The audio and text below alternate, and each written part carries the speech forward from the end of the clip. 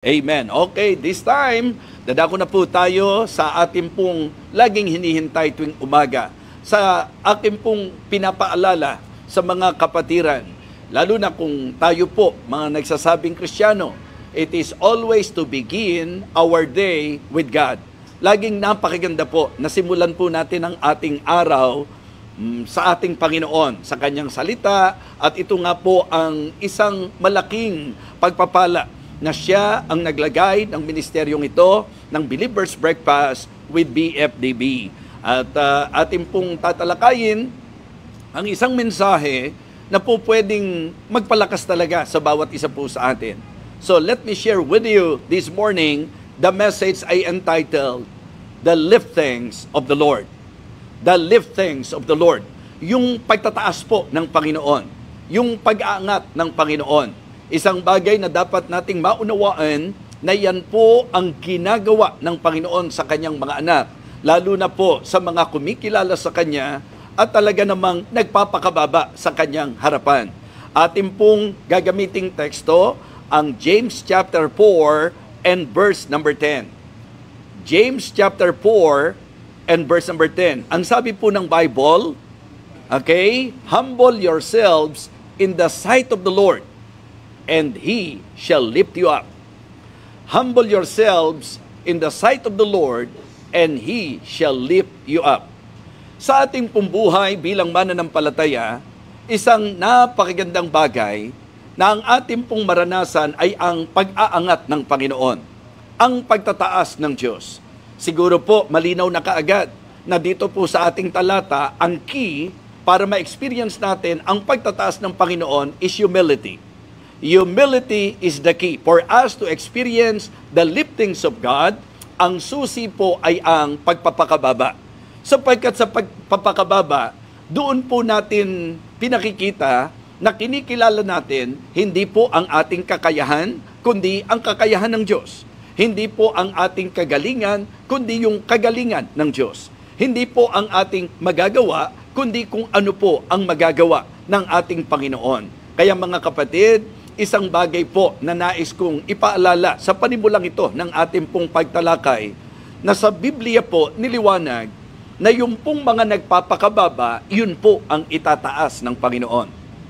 Of course, doon po sa kabilang panig nito, once na ikaw naman ay nagmamataas, ikaw ay ibababa ng Panginoon. Isang napagandang paalala po yan para sa ating mga mananampalataya because sometimes we have the tendency na tayo po ang gumagawa ng paraan, na tayo po ang nag-aangat ng ating sarili, na tayo po ang dumidiskarte. Hindi po yan magiging epektibo, mga kapatid. Sa Kristyanismo po, ang susi ng pagtaas ay ang pagpapakababa. At sa pagpapakababa, ipaparanas ng Diyos sa atin kung papaano niya po tayo iaangat. Kung paano po niya tayo itataas. I believe sa marami po sa atin na nakikinig ngayon, posible po na one way or the other, we already experience this thing in our life. Na talagang habang kinikilala natin ang Diyos, makikita nyo po kung paano niya tayo inaangat, kung paano niya tayo itinataas. So, yun po ang matamis, mga kapatid. Yun po ang masarap, na ikaw ay naitaas na hindi kailangang tumuntong ka sa iba, na hindi kailangang sumira ka ng iba, kundi ikaw ay humarap sa katotohanan, kinilala mo po ang iyong kawalan, kinilala mo po ang iyong kahinaan, kinilala mo po yung talagang dapat kilalanin na siya pong may magagawa sa anumang sitwasyon ng buhay mo. I am telling you this morning, meron pong mga bagay na kung saan po sa magiging pag-aaral natin, talagang ang Diyos ang magbibigay liwanag sa bawat isa. Let us experience the liftings of God. Let us experience the liftings of the Lord. Yun po ang mas gustuhin nating maranasan. Alam niyo po, isang bagay na pinupuri ka ng mga tao. Nakakatuwa po pag kami mga nag-a-appreciate sa iyo, kapag ka medyo may nagtataas sa iyo, may pumupuri sa iyo, may pumapalakpak sa iyo, may humahanga sa iyo. Lahat ng yan, hindi natin maitatanggi na nakakasaya ng puso, nakakataba ng puso. Pero walang garantiya po doon. Okay? Wala pong garantiya sa pag-aangat ng tao. Ibang-iba po pag Diyos ang nagtaas sa iyo. Ibang-iba po pag Diyos ang nag-angat sa iyo. Kaya nga ang encouragement ko po sa bawat isa sa atin, because our text is very clear na ang humility, ito talaga ang key for us to experience the liftings of God. Para maranasan natin ang pagtataas ng Panginoon, ang sabi po ng talata, ang dali pong ma-memorize. Okay? And I want to encourage everyone to please memorize this verse. Humble yourselves in the sight of the Lord, and He shall lift you up. Tiyakan po yan na sa pagpapakababa po natin, itataas po tayo ng Panginoon. So, tayo po'y dumako na sa ilang mga puntos na tatalakayin ko po sa ating pag-aaral. So, una, He lifts our heart with peace. Alam niyo po, ang isang bagay na talagang ginagawa ng Panginoon, yung pong iniaangat niya ang ating puso ng may kapayapaan, sa kapayapaan. Alam nyo, sa buhay natin, ang kailangan natin, yung totoong kapayapaan. I remember our Lord Jesus Christ sa John chapter 14, verse number 27, sinabi po niya sa kanyang mga alagad, na yung kapayapaan niya, yun ang ibinibigay niya. At alam niyo po, yung kapayapaang ibinibigay ng Diyos, iba po sa kapayapaang ibinibigay ng mundo. Ang kaya pong ibigay na kapayapaan ng mundo, may hangganan, temporary, mga kapatid. But it is really great and wonderful to experience yung pong kapayapaan na masasabi nating bigay ng ating Panginoon.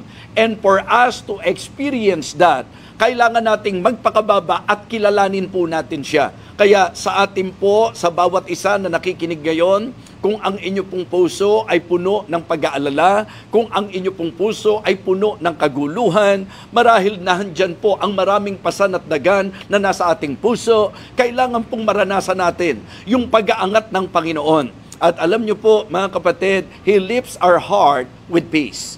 Yung pong kapayapaan na hindi masayot ng isip ng tao, mga kapatid. Hindi ba ang sabi nga po sa Bible, malinaw po ito and the peace of God, which passeth all understanding, shall keep your hearts and minds through Christ Jesus. Diba? So mga kapatid, yun po ang isa sa masasabi po natin gusto ng Diyos, na ibigay po sa atin yung kapayapaan, yung kapanatagan. Ayaw po ng Panginoon na Kristiyano ka, puno ka ng mga agam-agam, puno ka ng kabalisahan, puno ka ng kabigatan, pero hinding-hindi natin mararanasan ang kapayapaan ng Panginoon kung hindi po natin siya kikilalanin. Mga kapatid, ang isang pag-aangat ng Panginoon ay ang pag-aangat ng ating puso sa kapayapaan, na kung gulong-gulo ka, kung bigat na bigat ka, lapit po tayo sa Kanya. I-acknowledge natin that we really need Him in our lives. Come unto me, all ye that labor and are heavy laden, and I will give you rest. Take my yoke upon you, and learn of me, for I am meek and lowly in heart, and you shall find rest unto your souls. For my yoke is easy, and my burden is light. Mga kapatid, yung peace na pinag-uusapan natin, it is the peace that comforts our soul. Ito po yung kapayapaan na talagang magbibigay kaaliwan sa atin pong mga kaluluwa. At ang pinaka magandang bagay na gagawin po natin sa buhay natin is to always recognize and acknowledge na ang Diyos ang kailangan po natin. Amen? Pagod ka na ba? Magulo na ang isip mo? Bigat na ang puso mo? Ba't di ka magpakababa? Ba't hindi ka magpakababa? Ba't di ka lumapit sa Diyos? Bakit hindi mo isuko ang buhay mo sa Diyos at itataas niya, iaangat niya? Ang puso mong nabibigatan, iaangat ng Panginoon yan. Mga kapatid, kung tayo po ay nahandoon sa ganung katayuan, sinasabi ko po sa inyo na sa Biblia, mga kapatid, kung tayo po sa ating buhay na puno ng kagulumihanan, ang kakailanganin natin yung peace na ibinibigay ng Panginoon. Okay? It is the peace that comforts our souls. It is the peace that can calm the storm. Okay? Ito po yung, yung peace that calms the storm. Diba? Marami po tayong mga nararanasan. Ngayon, literally, may ina-announce na super typhoon. Meron pong bagyo. At alam po natin, typically, human tendency po yan. Dahil may darating na bagyo, syempre hindi mo maiaalis na medyo mag-aalala ka, di po ba? So, yun po yung literal na storm But I want all of you to know that in the Bible, di po ba?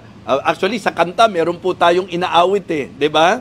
Na shelter in the time of storms. Di ba? Sa panahon ng bagyo, nandyan ang Panginoon na po pwedeng kumalma sa iyo. Po pwedeng siya po ang kumalma doon po sa bagyo na nararanasan mo sa buhay mo. Kaya nga mga kapatid, huwag po tayong padadala sapagkat ang kailangan po natin, kasi ang bagyo po, realidad po yan. May ginagamit po akong illustration. Kumbaga, ang buhay po natin, para pong yung mga nasa karagatan. Tama po? Yung mga naglalayag sa karagatan.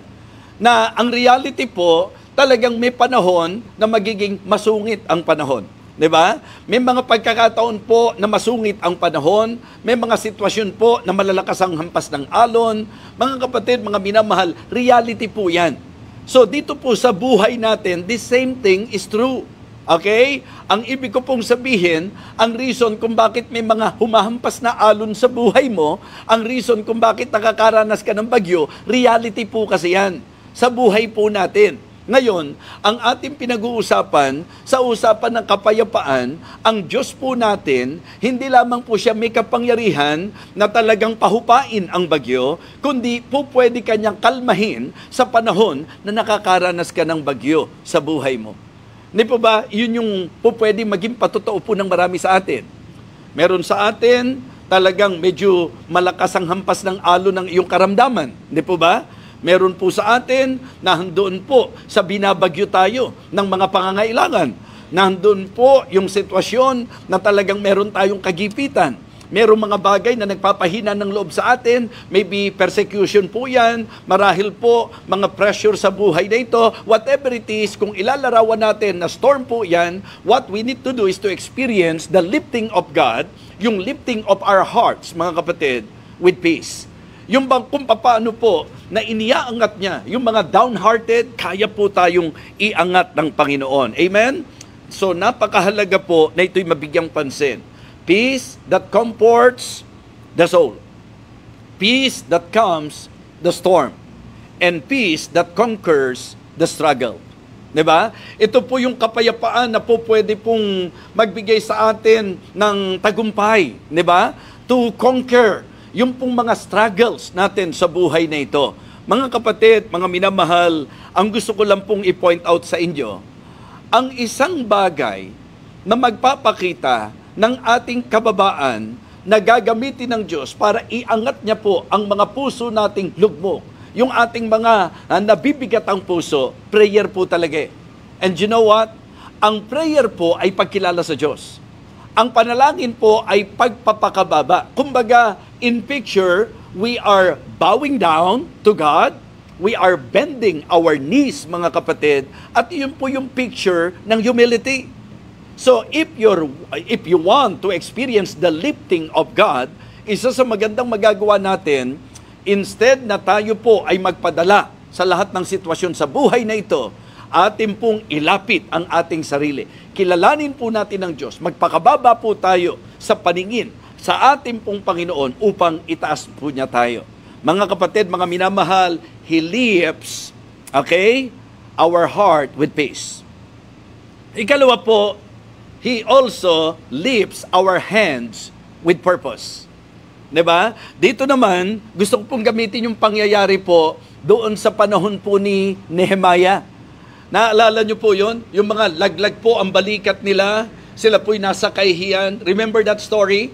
Na yung pong kalagayan ng bayan ng Diyos, sila po ay nasa, masasabi nating kasalanan, nasa kahihiyan, nasa kahirapan.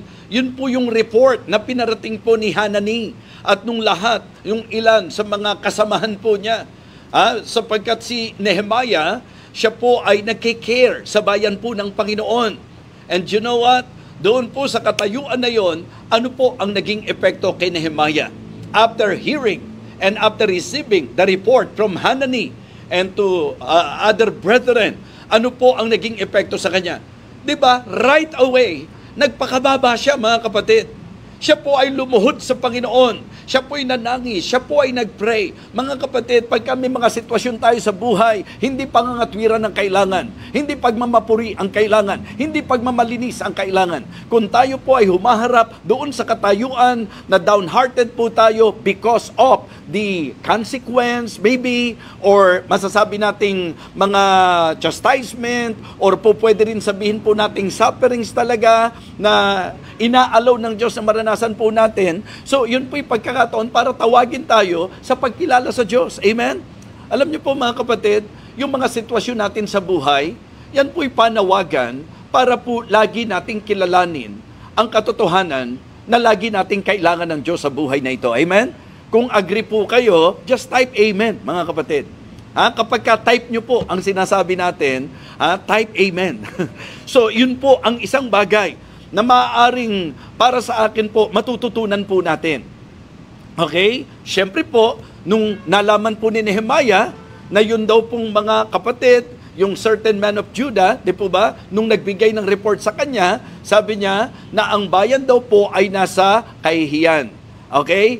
In reproach, mga kapatid, nasa suffering at nasa matinding pagdurusa. And then, ang ginawa po ni Nehemiah, ito yung maganda na ating puntularan, hindi po siya nangatwiran, hindi po siya nagmalinis. In fact, he even included himself sa kanyang confession. Tama po? Hindi ba siya po ay lumuhod sa Panginoon, nanalangin sa Panginoon, nanangis sa Panginoon, at siya po ay nagpakababa sa Panginoon. Ngayon, sa chapter 2, ito po yung pinakapamilyar po sa atin, na ito pong si Nehemiah, talagang sa matinding pagmamalasakit po niya, nung tipunin po ang mga tao, ninais niya na i-encourage sila. And then, ang sentro ng kanyang encouragement is about the hand of the Lord. Okay? So, sila po, bagsak lahat. Ibig sabihin po, sa expression po, mga downhearted po sila, mga lupaypay po sila, mga kapatid. And then, ano po ang ginawa ni Nehemiah? Ano ang sabi niya? Pinakita niya ang kalagayan ng bayan. Ipinakita niya ang hindi nakakatuwang kalagayan ng bayan. Ang sabi niya sa verse number 17, "Ye see the distress that we are in, how Jerusalem lieth waste, and the gates are burned with fire." So, ano po ang naging masasabi nating encouragement niya?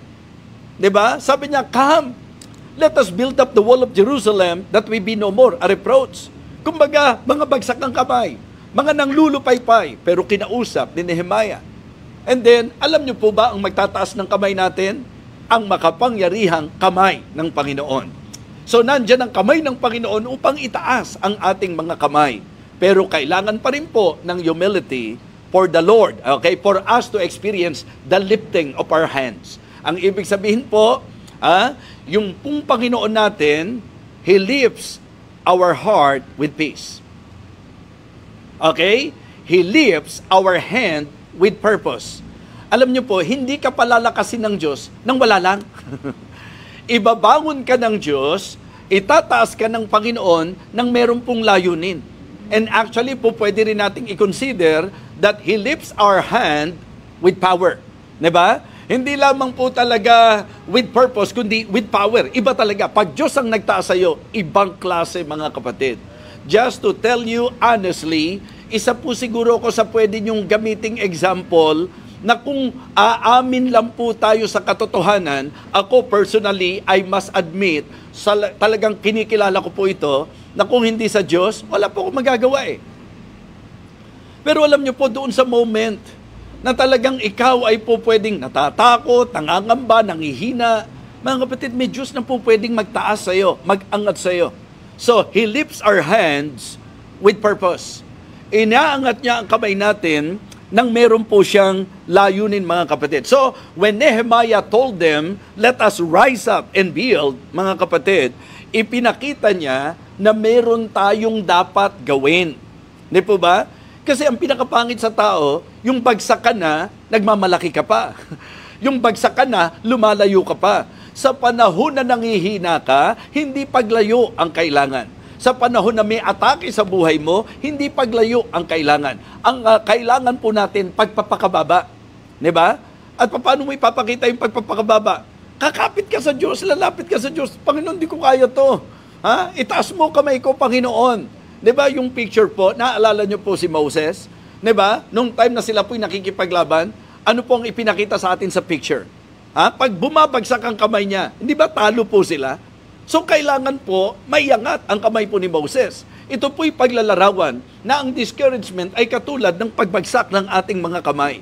At ang encouragement ay yung meron pong magtaas ng ating kamay. And in the story of Moses, nakita natin that the Lord used Aaron and Hur para itaas ang kanyang kamay. Panginoon po yun na gumamit kay Aaron at kay Hur. Now sa atin po mga kapatid, iyon ang isang magandang maranasan natin. Kung paanong itaas ng Diyos ang kamay natin with purpose and with power. Diba? Ibig sabihin, talagang nanduroon. Meron kang gagawin kung bakit kailangan mong bumangon. Meron kang gagawin kung bakit kailangan mong makarecover. Meron po tayong gagawin kung bakit tayo pinalalakas ng Panginoon, mga kapatid. So, it is very important to understand, okay, purpose in your labor. Di ba? Purpose in your labor. Yung power in your life. And also, yung passion of your love. Ibig sabihin, pansinin niyo po yung puso ni Nehemiah. Diba? Grabe po yung kanyang passion. And then, when he encouraged the people, ako naniniwala, nahawa po sila eh. Diba? Ang sabi ng verse number 18 ng Nehemiah chapter 2, Then I told them of the hand of my God, which was good upon me, as also the king's word that he had spoken unto me. And they said, Let us rise up and build. Kung titingnan natin, saan ba ito nanggaling? Hindi po ba? Lagi ko itinuturo sa inyo, pag nag-aral kayo ng Biblia mga kapatid, maganda po na magkaroon kayo ng konting lalim sa pag-aaral. At alam po natin yan, na bago verse 18, verse 17 muna. Tama po? Yun po ang isang bagay na talagang dapat iintindihin natin mabuti. Malaki ang kinalaman ng verse 17 sa sinabi po at doon sa isinasaad ng verse 18. Kasi ang nabasa na natin sa verse number 18, mga, di ba, talagang umangat ang kamay, let us rise up and build, let us. Sila pong lahat, mga na-encourage mga kapatid. Pero ang encouragement na yan, saan po nanggaling? Doon po sa motivasyon at words of encouragement ni Nehemiah na sinabi niya, ito kalagayan natin. Kumbaga, aminin natin bagsak tayo, aminin natin nasa kahihiyan tayo, aminin natin kailangan natin ng Diyos upang tayo po'y makabangon. Mga kapatid, ano man ang sitwasyon mo sa buhay, maring laglag ang iyong kamay, maring ikaw ay nang lulupaypay, maring ikaw ay nahando na sa punto na gusto mo nang sumuko, na itataas mo nga ang kamay mo pero surrender. Ang idea, ayaw ko na, gusto ko nang mag-quit. Mga kapatid, kilalanin mo ang Diyos sapagkat kaya ng Diyos na iangat ang iyong kamay with power and with purpose. Amen? Upang ikaw ay mayroon pong i-accomplish. Mga kapatid, yung pong purpose niya para sa atin pong dapat gawin. Diba? Yung purpose in your labor, yung power sa buhay po natin, at yung passion, yung pagmamahal. At alam nyo mga kapatid, talagang damang-dama yung impact. Pinalakas talaga sila ng Panginoon. Itinaas talaga sila ng Panginoon. Alam nyo po kung bakit? Kasi at first ang makikita natin, si Nehemiah lang yung very eager eh. Hindi po ba? Si Nehemiah lang po yun. Pero pag-aralan nyo po yung storya ng mga tao sa panahon po ni Nehemiah, mga kapatid. Alam nyo po, ang sabi ng Biblia, and I believe, yun po ang reason kung bakit sila po ay nagtagumpay. Alam nyo kung bakit? Sapagkat ang lahat ay nagkaroon ng kaisipan at puso na gumawa. Pero umamin po kayo, may mga time na kahit gusto mong gumawa, pag discourage ka, di ba? Parang hirap, parang ang bigat, mga kapatid. So it is good to experience the lifting of God. Di ba? The lifting of our hands. Yung pag-aangat ng Diyos ng ating kamay with power. Importante po yan. So number 1, di ba? He lifts our hearts with peace. Ikalawa po, He lifts our hands with power and with purpose. Hindi po pwede na i-encourage ka ng ganun lang. Yun ang gusto ko makita yung picture eh. Naalala nyo po si Peter, di ba? Bago po tayo mag-proceed sa point number 3. If you can still remember what happened to Peter, di ba? Lumayo siya. At masasabi po natin na hindi po magaan yung pong naging kahinaan po nitong si Peter. In fact, sa storya, ang isa sa highlight sa story ni Peter, Hindi po ba? Yung pagtatatwa niya sa Panginoon ng hindi tsamba kasi 3 beses eh. Yun po'y dahil sa nadala siya ng takot, nadaig siya ng takot, di po ba? So, mabigat yung nagawa po ni Peter. And then, narito po ang Panginoon, in-encourage siya, di po ba? In-encourage po siya. Alam niyo po mga kapatid, yung pong idea, nung siya po ay nirecover ng Panginoon, kasi meron siyang kailangan gawin. Kaya nung nag-usap po, yung passion, di ba? Loves thou me. Passion ang pinag-uusapan doon. Di ba? Loves thou me more than this. Kumbaga, Pedro, mahal mo ba talaga ako? Mahal mo ba ako kaysa sa trabaho mo? Mahal mo ba ako kaysa sa ibang bagay? Eh, di ba? Ang sagot naman ni Peter, yeah, Lord, thou knowest that I love thee. And then, anong ipinopoint out ng Panginoon? Feed my lambs. Feed my sheep. Feed my sheep. Ibig sabihin, merong gagawin, mga kapatid. And I remember, this is very striking para sa akin. Nung sabihin po ng Bible, sabi ng Panginoon, when thou art converted, di ba? Strengthen thy brethren. Mga kapatid, mga minamahal, kaya ini-encourage ko po kayo na maranasan natin yung pag-aangat ng kamay ng Panginoon, di ba? Pag-aangat ng Panginoon ng ating mga kamay. Kasi sa totoo lang, gusto ng Diyos na gamitin tayo para i-encourage din natin ang iba. Amen? Kaya kung nangihina ka, kung nanlulupay-pay ka, experience the lifting of God. Okay? Yung kung paano ka i-recover at i-revive ng ating Panginoon. So, pangatlo po, okay, He lifts our hope with promise. He lifts our hope with promise. Una po, He lifts our hearts, okay, with peace. He lifts our hands with purpose, with power. He lifts our hope with promise. Mga kapatid, mga minamahal, dito po, gusto ko lang gamitin po natin yung pong Isaiah chapter 40.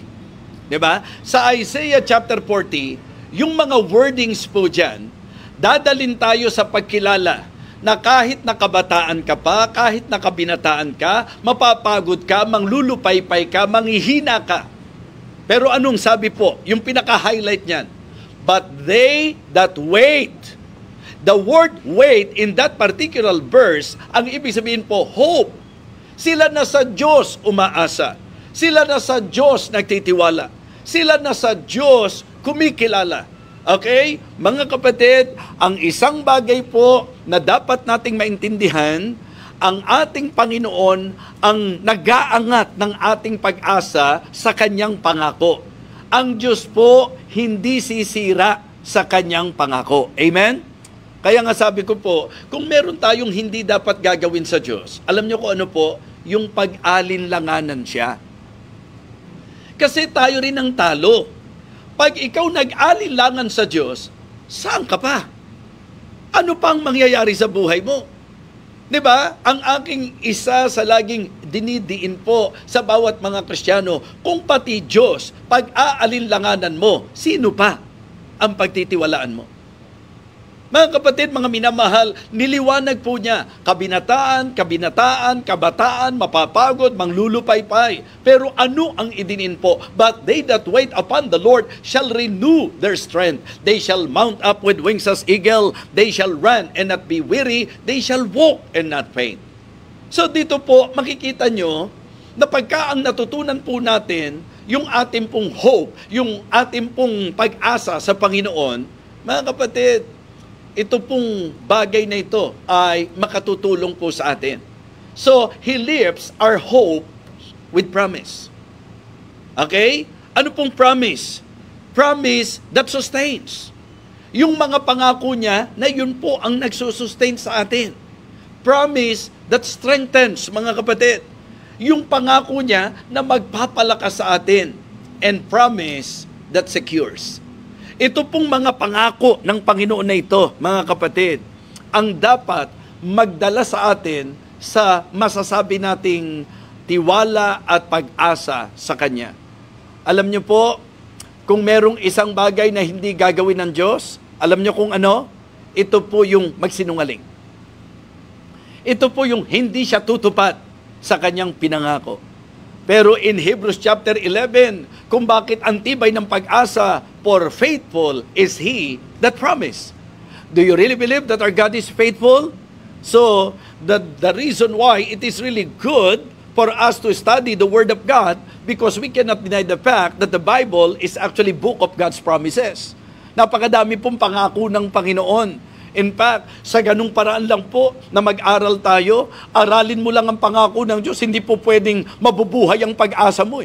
Hindi po pwedeng hindi aangat yung iyong pag-asa. Mga kapatid, kung ikay nahihina ng loob, pumunta ka sa pangako ng Panginoon. Amen? Let us remember and recall the promises of God. Samantalang ginagawa natin yan, ipaalala natin sa sarili natin, siguro kantahan na natin, standing on the promises of Christ, my King, di ba? Through eternal ages, let His praises ring. Glory in the highest, I will shout and sing, standing on the promises of God. Everybody, standing, standing, standing on the promises of God, my Savior. Standing, standing, I'm standing on the promises of God. Amen. Kita nyo naman, meron pa akong mga backup singers dito, di po ba? Well, mga kapatid, sa totoo lang po, isang bagay na natutunan ko sa buhay ko, kasi may mga pagkakataon na pagka by sight po tayo, talagang ang epekto po nito sa atin hindi maganda. Pag dumarating tayo doon sa talagang ang pinangahawakan na natin, tao, mga kapatid, hindi po pwedeng mapanghawakan talaga. Pero kapag ka dumarating ka sa point na nadi-discourage ka, parang, alam niyo po yon, yung losing hope doon sa mga nangyayari, ano po ang pinakamaganda magagawa natin? Alalahanin natin ang pangako ng Panginoon. Tatandaan niyo po, sa aming mga worker, di ba? Hindi naman tao tumawag sa amin eh. Diyos ang tumawag sa amin. Kaya ang pag-asa namin sa Diyos. Amen? So, ganun din po. Mga Bible school student natin. Sino tumawag sa inyo? Baka si pastor nyo lang. Kahit ang pastor mo, hindi mo pwedeng panghawakan sa lahat ng panahon. Dahil kahit mahal na mahal namin kayo, may limitasyon kami, may hangganan kami. Pero kapag sa Diyos ka naghintay, sa Diyos ka umasa, sa Diyos ka kumilala, sa Diyos ka nagtiwala. Wow! Ang sabi po ng Bible, mga kapatid, you will mount up with wings as eagles. Mga kapatid, panayang lipad mo niyan, mga kapatid. At yun po yung pagtataas ng Diyos. Amen?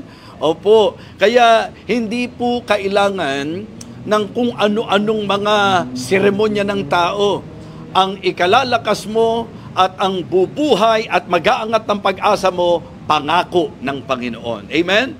Yeah, the promises of God. Ito po yung promise na nagsusustain. Ito po yung promise na nagpapalakas, that strengthens. And it is the promise that secures. Wala po tayong maikakatwiran kung ang pag-uusapan natin, yung mga tao na ginagamit mong dahilan, hindi natin maikakatwiran sa Diyos yan. Kaya naman po ako talaga tumigil, na-open po kasi ako Hindi po kasi tinupad ni brother, yung pangako niya, ni sister, yung pangako niya. Mga kapatid, ang pinangahawakan natin, hindi tao, ang pinangahawakan natin ay ang Diyos. Amen? Pero ano pa rin ang susi? Humility. Humility. Talagang ito po'y pagluhod sa Diyos. Ito po ay pagyukod sa Panginoon. Di ba? Mga kapatid, tayo po'y magbow sa Panginoon, tayo po'y mag-bend sa Panginoon, pagkat ang susi upang ako at ikaw ay itaas ng Panginoon ay ang pagpapakababa. Ano ang sabi ng talata natin? Humble yourselves, di ba? In the sight of the Lord, and He shall lift you up. Yan po ang sinabi ng salita ng Diyos. Mga kapatid, the liftings of the Lord. Yung pong resulta ng humility, yung pong pag-aangat ng Panginoon. Kung gagamitin nyo po yung salitang promotion, ibang-iba pagka Diyos ang nagtaas sa iyo. Amen? Yes. Hindi naman po naging pastor si PNG dahil siya po ang nagtaas ng sarili niya. No.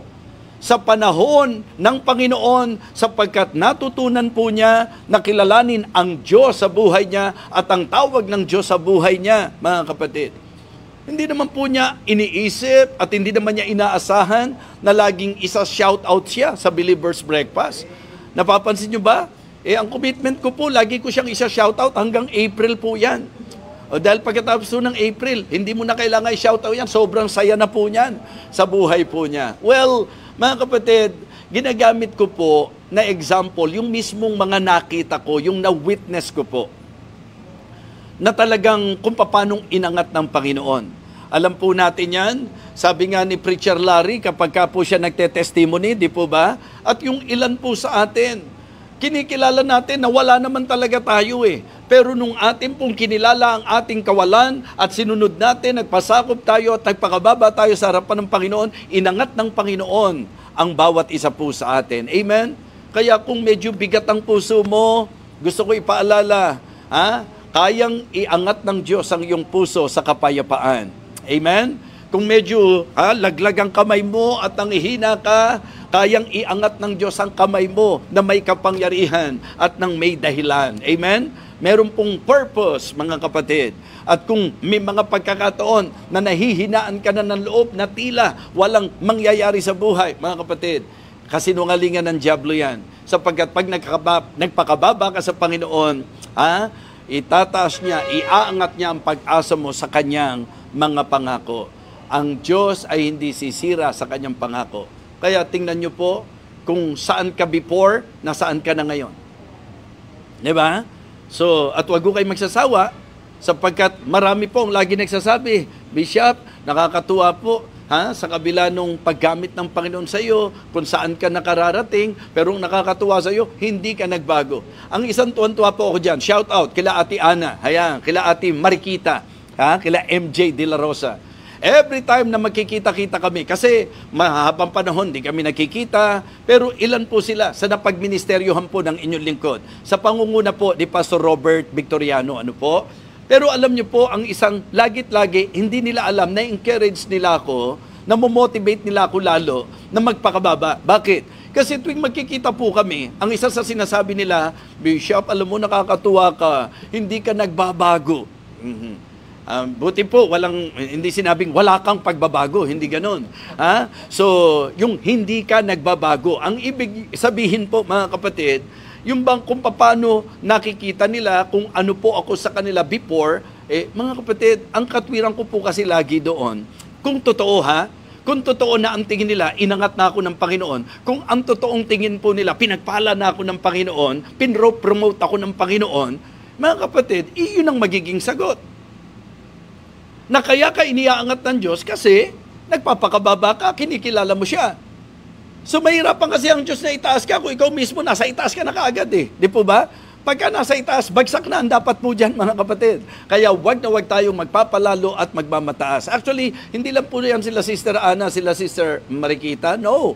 Sila doktora, hindi lang po sila. Ang dami po, na yun po yung kanilang ikino-comment. Nakakatuwa po, hindi kayo nagbabago. Hindi po namin nakita sa inyo na mayabang kayo. Kasi nga, marunong po ako magdala, mga kapatid.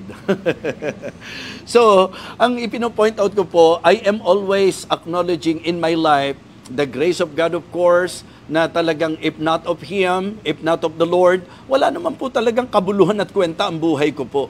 Mga kapatid, experience the liftings of the Lord. Amen? Experience the liftings of the Lord. Kabisado nyo na po ba? Kabisado nyo na po ba yung talata?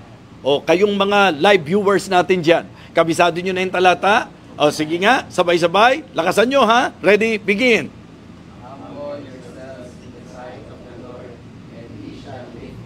Humble yourselves in the sight of the Lord, and He shall lift you up. Gusto mo bang iangat ka ng Panginoon? Ang susi, humble yourselves in the sight of the Lord. Iniisip ko po bakit po pwede namang humble yourselves, di po ba? Pero bakit nandun pa yung in the sight of the Lord? Kasi baka mamaya pa-humble effect ka lang. Di ba? So kaya kung gusto niyo talaga ng humility, ang susi po, basahin niyo po ang aklat na isinulat ni Dr. Ferdinand Laus. Di ba? Ang kanya pong isinulat na aklat, 7 Secrets on how to be humble like me. Yan po ang kanyang yan po ang kanyang isinulat na aklat. Oh, Ma'am Jackie, Ma'am Jackie Mariano, shout out po sa inyo. Alam ko talagang na-challenge kayo kay Pastor Laos nung nandyan po sa Canada dahil isinyer niya sa inyo kung gaano siya ka-humble, kung paano nag-train siya ng mga humble. No, kidding aside mga kapatid, ang buhay natin ay nakasalalay sa pagtataas ng Diyos. Hindi mo kailangang magmataas dahil ang Diyos mismo ang magdedetermine kung dapat kang itaas. Pero sa kanyang pagtuturo, sa kanyang salita, ang susi para sa pag-aangat ng Panginoon, humility. Amen? For us to experience the liftings of God, ang susi po, humility. Kaya nga sabi ko, pwede ring ang title, Humility is the Key. Amen? Humility is the key. But what I want to emphasize in this message are the liftings of God. Yung pag-aangat ng Panginoon. At alam ko po, marami sa atin, na-experience nyo po yan. Diba? Na mula po sa inyong humble beginning, at dahil po sa inyong humility, dumating ang time na hindi po kayo nanatili doon. Ngayon, pansinin nyo po, inangat na ng Diyos ang buhay nyo. Basta ang laging, hindi na sikreto to, pinag-uusapan na natin Ang laging susi, mga kapatid, pagpapakababa. Humble yourselves in the sight of the Lord, and He shall lift you up. So, atin pong i-apply ang message na ito. Kung kayo po ay downhearted, kung laglag ang inyong kamay, at nawawala ng pag-asa, hayaan nyo pong iangat ng Diyos ang inyong puso sa kapayapaan. Hayaan nyo po na itaas ng Diyos ang inyong kamay sa kalakasan at kapangyarihan. At hayaan din po natin na itaas, iangat ng Diyos ang ating pag-asa sa Kanyang mga pangako. The liftings of God. Let us pray. Dakilang Diyos, salamat po sa iyong patuloy na paggawa sa ministeryong ito. Salamat din po sa mga masugid na sumusubaybay.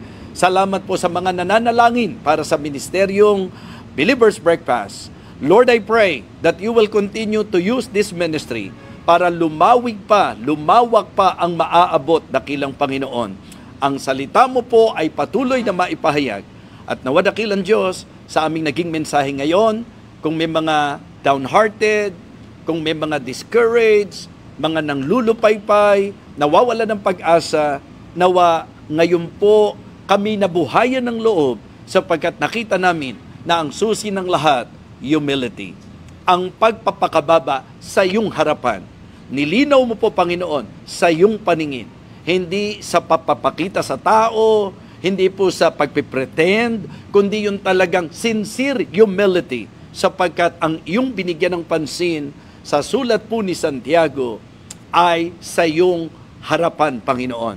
Kaya ang amin pong panalangin, O Diyos, ikaw po ang gumawa para patuloy at patuloy kilalanin ka po namin sa aming buhay.